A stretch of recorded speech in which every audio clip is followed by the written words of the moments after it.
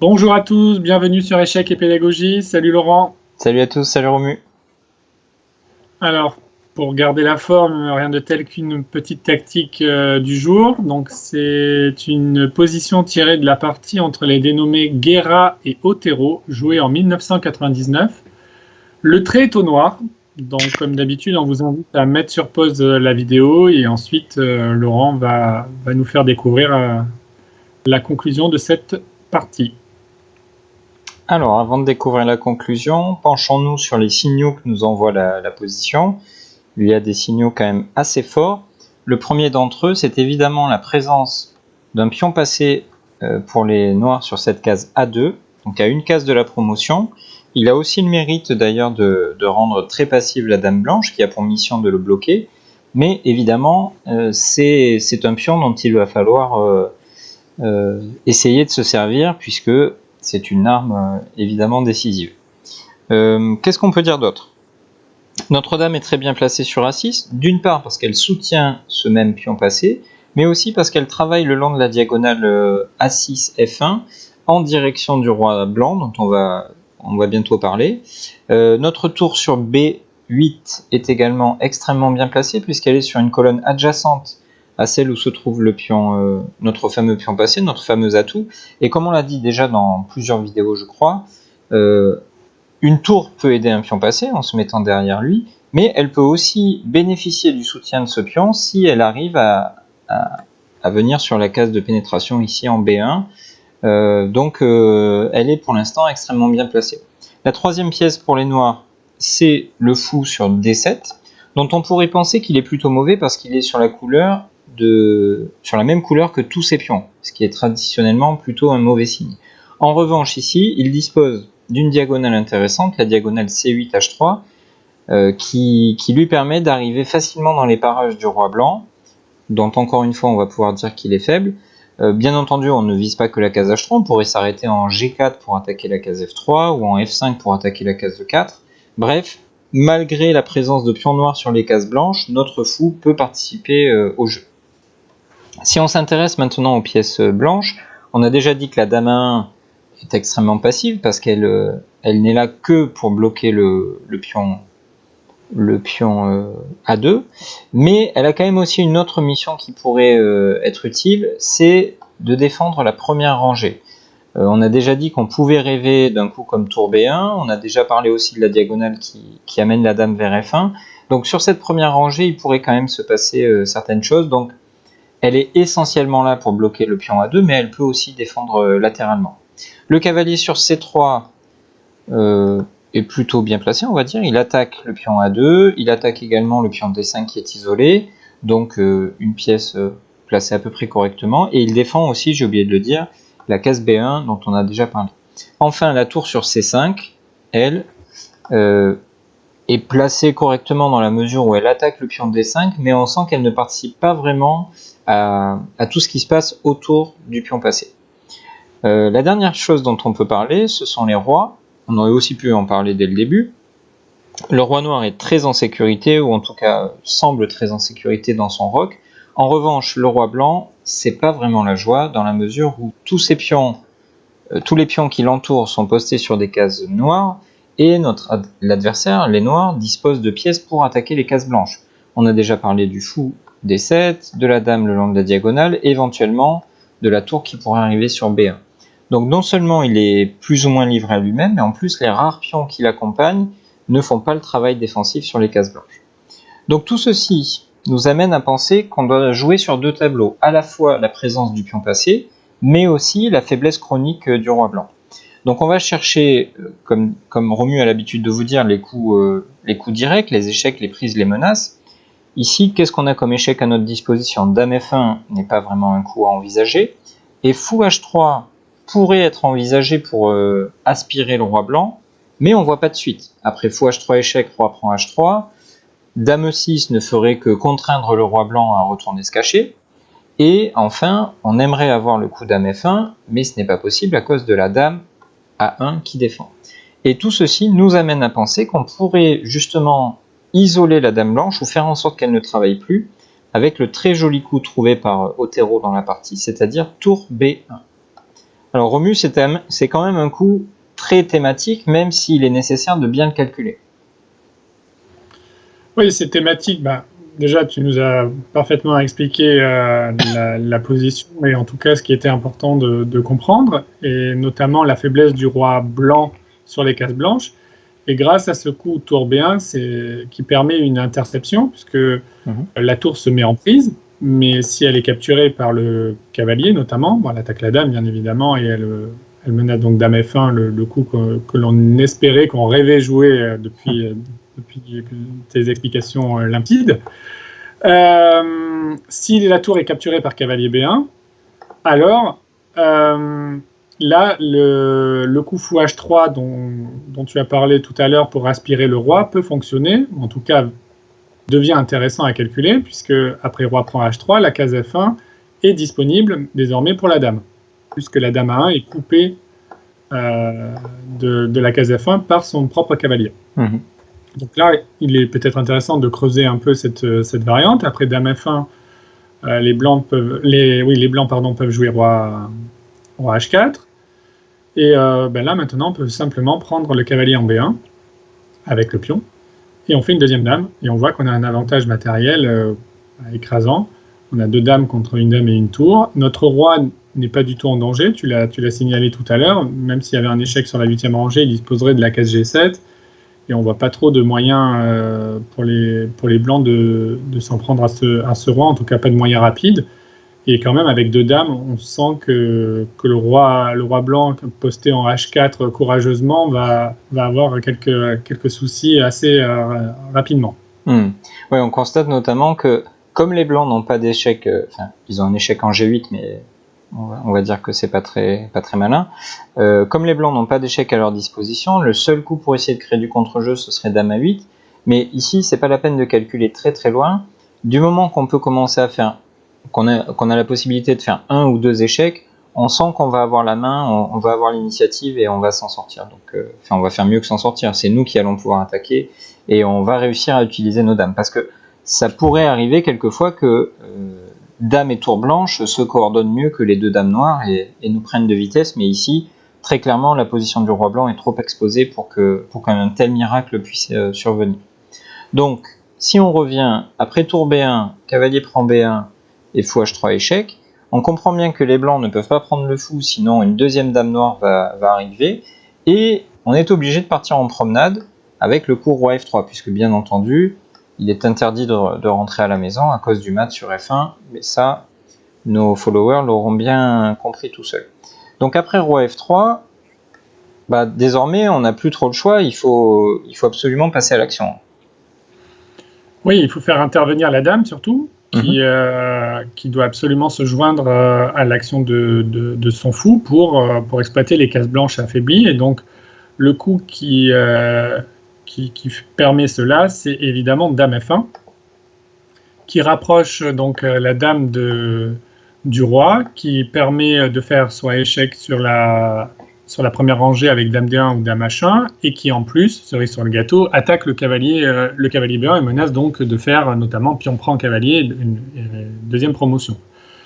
Donc comme on disait, pardon je te coupe, comme on disait, on joue vraiment sur les 2 tableaux. On a deux critères avantageux, le pion passé et le roi blanc qui est faible, donc la nécessité c'est de trouver des coups qui fassent coup double à chaque fois. Ouais, c'est ça. Il faut combiner les deux problèmes blancs qui sont la gestion du pion passé en A2 et le roi qui est très faible sur les cases blanches.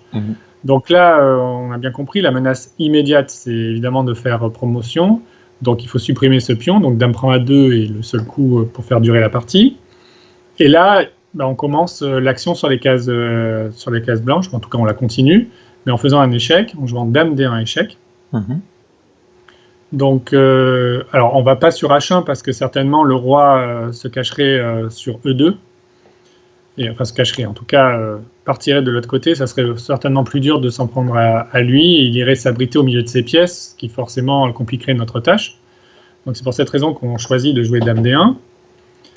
Comme ça, le roi est obligé de monter, ce qui est normalement une bonne nouvelle. S'il interpose avec dame E2, alors là c'est le classique. La dame étant protégée par le roi F3, il suffit de dévier le roi pour que la dame se retrouve sans protection, et cela est possible grâce au coup fou G4. Échec qui force le roi à partir, et donc la dame va se retrouver sans protection. Ouais, il faudra encore un petit peu de technique pour gagner, mais on sent que la faiblesse du roi blanc va nous aider à concrétiser notre avantage. Ouais. Oui, on risque en plus de gagner encore un pion de l'aile roi, certainement. En tout cas, ouais, et puis probablement le cavalier aussi qui n'est pas défendu, et on devrait avoir un double échec à un moment donné. Enfin, une double attaque, pardon. Une double attaque. Pas de coordination. Tout à fait. Donc sur Dame D1, Roi F4 est le seul coup, alors, pas le choix. Ouais, c'est ça. Il faut, donc, ce qui est plutôt une bonne nouvelle, on a réussi le coup de l'aspirateur. et donc on continue. Le seul échec intéressant, ou en tout cas celui qui fait intervenir la dame, c'est bien sûr Dame G4. Donc on y va. Roi E5. Donc on l'attire encore plus dans notre camp. Et là on continue la chasse, et évidemment c'est sans grande surprise que ça va se terminer par un mat. Après Dame E6 échec. On défend le pion D5 en même temps, donc il ne peut pas s'échapper en faisant Roi prend D5. Et après Roi F4, on peut faire un joli mat en 1 par Dame F6 ou Dame F5, c'est au choix. Ou Dame F5, ouais. Ok, donc on comprend bien que après tour B1, l'idée de l'interception est extrêmement forte. Et on va mixer à la fois l'idée de l'interception et l'idée de l'aspiration du roi par fou H3, et tu nous as démontré que ça amenait jusqu'au mat. Donc le seul autre coup qui ne perd pas sur le champ pour les blancs, c'est le coup choisi par le joueur avec les blancs, c'est-à-dire Dame prend A2. On élimine le pion passé, on active notre dame, on essaie de la réveiller, on propose un échange de dames aussi. Mais on comprend bien que si dans la variante précédente, les noirs ont réussi à créer une attaque de mat avec dame et fou, ici avec une tour supplémentaire, il y a de fortes chances qu'on arrive là aussi à trouver un gain. Ouais, complètement. Et donc après Dame prend A2, sans grande surprise, j'imagine que Dame F1 est le coup. Et on comprend bien que Dame F1, c'était un petit peu le coup clé de cette tactique. Donc ici, on n'a pas eu besoin d'aspirer le roi, puisque la tour fait le travail de défense pour la dame. Et donc après, roi F3, la différence principale entre cette variante avec Dame prend A2 et la précédente, c'est que là, le cavalier est resté au contact des cases blanches, en contrôlant notamment E2 et D1. Alors c'est pas bien grave, parce qu'on a d'autres cordes à notre arc, et on va pouvoir attaquer ici avec le coup Dame H1, et on interroge encore une fois le roi. Est-ce que tu essaies de rentrer à la maison, mais attention, tu es attendu par la patrouille ici, une dame et une tour, ou bien est-ce que tu pars en vadrouille avec roi F4 et ainsi de suite, auquel cas, évidemment, le roi risque d'être en danger là aussi. Alors dans la partie, il a décidé d'essayer de cacher son roi avec roi E2, mais après roi F4, on avait cette fameuse technique de l'aspirateur, une nouvelle fois, hein, Romu. Oui, c'est ça. Là, tous les moyens sont bons pour attirer le roi vers nos pièces, de façon évidemment à le mater. Et là, on a vu donc la tour s'est jointe à l'attaque, la dame, le fou jouant aussi un rôle important, mais on peut encore une fois ramener encore un peu plus de force dans notre armée pour s'en prendre à ce roi, par le petit coup G5, échec, qui attaque le roi donc, et qui encore une fois lui pose une question. Donc là, les blancs peuvent soit capturer le pion, soit tenter roi E5. Alors sur roi E5, on comprend bien que le roi est à deux doigts d'être mat. Et on va essayer de, encore une fois, ramener un maximum de pièces autour de lui. Et le coup tour B6 semble être le coup le plus précis dans cette position, avec l'idée de menacer F6 mat, puisque le roi est complètement encerclé. Et si les blancs tentent dame prend D5, de façon à clouer le pion F7, et donc d'empêcher momentanément le coup F6 mat, malheureusement pour eux, ils évitent peut-être le mat, même si c'est même pas certain, mais en tout cas ils vont perdre beaucoup de matériel, au minimum grâce à tour E6 échec. Il y a certainement d'autres coups qui gagnent, mais tour E6 semble amplement suffisant, et surtout c'est le plus simple, puisqu'aprre roi F5, on joue tour D6 échec, et on ramasse la dame, et on va gagner assez tranquillement cette position. Ouais. Ce qu'on peut dire du point de vue pratique, c'est que en préparant cette vidéo, on a découvert avec l'ordinateur que dame prend H2 était ici le coup le plus précis, mais très clairement, aucun humain au monde ne calculerait ici dame prend H2. On a une solution simple et surtout sans aucun risque de se tromper avec tour D6 qui gagne la dame. Il ne faut pas chercher midi à 14h, il faut être le plus efficace possible. Donc ça c'était sur roi E5, et alors après G5, ce fameux coup de l'aspirateur, qu'est-ce qui se passe si les blancs acceptent ce fameux cadeau? Alors, roi prend G5, ça a le mérite d'éviter l'échec, évidemment, mais par contre, l'inconvénient majeur est que la case F3 devient disponible pour la dame. Et donc là, c'est une sorte de coup silencieux, où on ne va pas faire un échec, mais en revanche, le roi est tellement monté haut sur l'échiquier, en G5, qu'il aura bien du mal à revenir en lieu sûr dans son camp, et donc on peut se permettre de jouer un coup silencieux comme dame F3 qui menace des coups comme dame F5 ou dame G4 qui mènerait à un mat rapide, entre autres, parce qu'il y a d'autres possibilités. Et pour illustrer ça, on peut imaginer dame prend D5 qui évite le dame F5 directement, mais qui n'évite pas le mat, puisqu'après le petit coup H6, qui rappelle le coup précédent G5, sur roi prend H6. Ah oui, roi H4 n'est pas possible à cause du baiser de la mort. Okay. Et donc sur roi prend H6, encore une fois, le coup tour B6 permet à la tour de revenir avec fracas, puisqu'elle se joint à l'attaque. Après roi G5, on ferait dame G4 mat. Et on voit la parfaite coordination entre les trois pièces noires. Le fou D7 défend la dame, et la tour prive le roi blanc des cases de la 6e rangée. Ouais, très belle attaque, et on sent que les pièces blanches qui étaient plutôt massées à l'aile dame, c'est normal, elles devaient s'occuper de cette zone sur laquelle les noirs avaient un pion passé. Ces pièces-là, défensivement, n'ont pas eu le temps d'être transférées sur la nouvelle zone sur laquelle on attaquait. C'est quand même ce principe d'attaquer sur 2 zones à la fois, c'est un grand classique des échecs, évidemment, et une stratégie qu'il faut retenir. Oui, le principe des 2 zones ou des 2 faiblesses selon la littérature. Mais c'est vrai que c'est une arme extrêmement efficace qui complique grandement la défense. Il est évidemment plus difficile de se défendre contre 2 faiblesses défendre 2 faiblesses que défendre une seule. Ça, c'est une la palissade, oui, effectivement. Tout à fait. Donc dans la partie après dame H1 échec, il a peut-être calculé, ou en tout cas intuitivement, il a compris que essayer d'aller se promener n'était pas une bonne idée, et il a tenté de cacher son roi en E2, mais malheureusement pour lui, l'invasion est totale, parce que maintenant, fou G4 échec arrive, et on sent bien que les 3 pièces noires, soutenues par le pion D5 d'ailleurs, qui fait un travail intéressant ici en contrôlant d'éventuelles cases de fuite en C4 et E4, la coordination des 3 pièces noires est parfaite, et le roi blanc est un petit peu livré à lui-même, donc on ne lui laisse pas de répit, on va enchaîner quelques échecs. Après roi D3, dame F1 échec, roi C2, dame C1 échec, et ici roi D3, on a un coup silencieux, alors c'est peut-être pas le seul coup pour gagner, mais il paraît assez fort, c'est le coup de tour B2, qui gagne un tempo sur la dame, qui soustrait la tour à l'attaque qu'elle subissait par la dame et le cavalier, et bien entendu ça crée différentes menaces de mat, comme par exemple dame D2.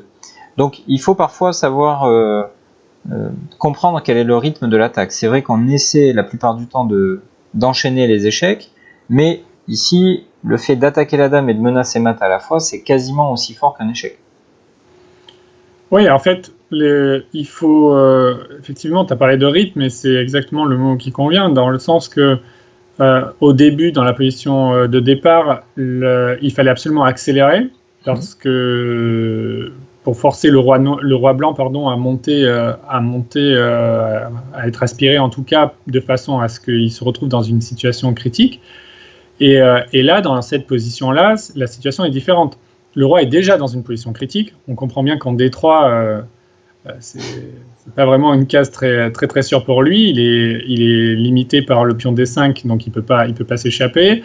Il y a la tour en B2 qui le paralyse. Il y a des menaces de mat partout. Donc, on peut se permettre de ralentir un peu dans l'attaque, même si ça crée des grosses menaces. Ça veut pas dire qu'on calme l'attaque, ça veut juste dire qu'on peut se permettre un coup qui n'attaque pas directement le roi, mais de toute façon, on sait très bien que ce roi ne pourra pas s'échapper puisqu'il est déjà dans une situation précaire et il n'a pas de moyen les Blancs n'ont pas de moyen de renforcer la défense de ce roi. Donc avec tour B2, on multiplie les menaces et les Blancs sont complètement impuissants. Un exemple sur Dame prend D5 qui vient à l'esprit puisque ça élimine le pion qui empêchait le roi de fuir sur E4 ou C4. Ben, en fait, on va se rendre compte qu'en fait, il ne va pas fuir très très longtemps puisqu'après Dame C2 échec, donc on l'empêche de partir sur la case E4, donc on le force à aller sur la case C4. Et maintenant, c'est le fou qui prend le relais en jouant fou E2 mat, puisque le cavalier C3 est cloué. Et on voit encore une fois la parfaite coordination entre les trois pièces. La tour prive le roi de la colonne B, de toutes les cases de la colonne B. Évidemment, les pièces blanches l'empêchent de fuir. La dame et la tour, notamment le pion, le prive de plusieurs cases de fuite. Et le cavalier qui est cloué joue vraiment un rôle de spectateur, puisqu'une pièce clouée est toujours un mauvais défenseur. Et le fou en E2 donc attaque le roi directement avec la dame, tenue par la dame. C'est un mat pas vraiment surprenant, j'ai envie de dire. Oui, tout à fait, on s'y attendait. Donc les Blancs ont essayé de survivre le plus longtemps possible avec le coup Dame A8 échec, au lieu de prendre en D5. Leur idée était de prendre en D5, mais cette fois-ci avec la tour, notamment pour essayer de s'enfuir par la case C5. Tu nous as montré dans le mat précédent que la tour pouvait obstruer le chemin du roi, donc les noirs espèrent s'enfuir de cette façon-là. On continue exactement comme dans la variante que tu viens de nous montrer. Cette fois-ci, ce n'est pas pour faire mat, c'est pour forcer le roi à s'en aller, abandonner la défense du cavalier C3, et après Dame prend C3. On a toujours l'attaque et désormais une pièce de plus, donc bon, là les Blancs auraient pu s'arrêter là, ils ont voulu continuer un petit peu par inertie, probablement un petit peu sonner, et les noirs qui ici ont l'embarras du choix pour attaquer, pour finir la partie, ont décidé de ramasser le matériel avec fou F3, mais on aurait pu penser aussi à tour B6 échec ou d'autres coups dans ce style-là. Ici, au mieux, certains qui regardent la vidéo vont peut-être se dire que c'était une tactique extrêmement complexe. La ligne qu'on a présentée jusqu'à fou F3 fait 12 coups. Qu'est-ce qu'il est nécessaire de calculer dans une partie? C'est quand même souvent la question qui revient. Quand on est dans cette position de départ, avec une pendule qui tourne, la pression des conditions pratiques, qu'est-ce qu'il est nécessaire de calculer? Alors, bien évidemment, peut-être pour 5 personnes dans le monde, c'est facile de calculer les 12 coups qu'on vient de présenter. Pour nous, simples mortels, c'est quasiment impossible, et c'est normal.